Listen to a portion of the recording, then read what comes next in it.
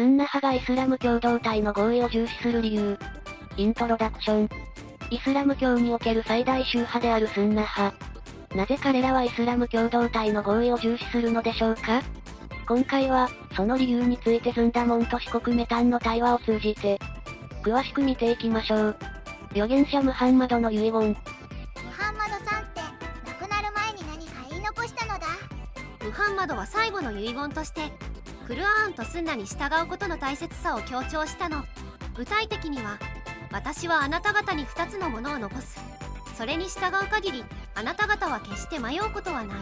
それはアッターの経典と預言者のスンナであるという言葉を残したの。それから信仰と団結の大切さについても語っていて、イスラム教徒は一つの体のようなもの。一部が痛めば全体が熱と不眠に苦しむという例えも残したのよ。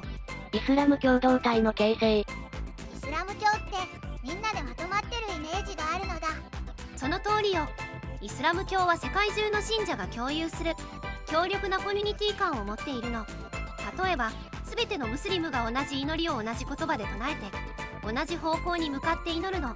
具体的には1日5回の礼拝で全員がメッカの方向を向いてアラビア語で祈りを捧げるのよ。他にも一体感を感じる行事はあるのだ。ラマダーン月の断食も大事な例なの。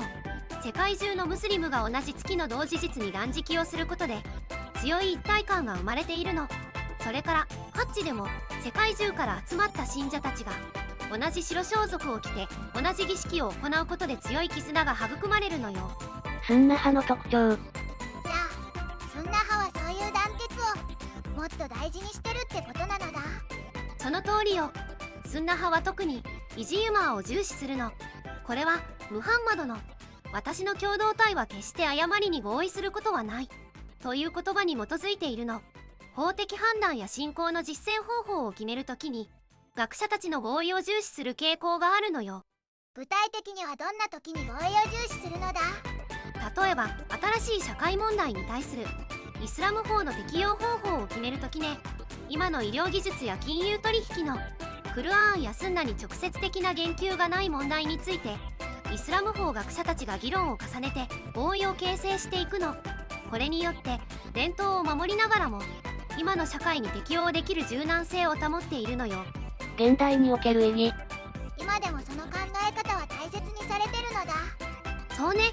むしろ今のグローバル社会ではより大切になってきているの。世界中に散らばるイスラム教徒たちが共通の価値観と実践を持つことで強い絆を保っているの。特にソーシャルメディアやインターネットの発達で世界中のムスリムがリアルタイムで意見を交換して合意形成できるようになったことは大きな変化ね。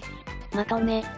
スンナ派がイスラム共同体の合意を重視する理由は、預言者ムハンマドの遺言に基づく信仰と団結の精神を守り、発展させるためと言えます。この考え方は、今日のグローバル社会においても、イスラム教徒たちの精神的な支柱として、重要な役割を果たしています。特に、現代の複雑な課題に対応する際に、合意に基づく判断は、伝統的な価値観を保ちながら、柔軟な解決策を見出す重要な手段となっているのです。今日の動画はここまで。最後まで見てくれてありがとうございました。このチャンネルでは宗教にまつわる情報を5分以内の短くまとめた動画を毎日投稿中。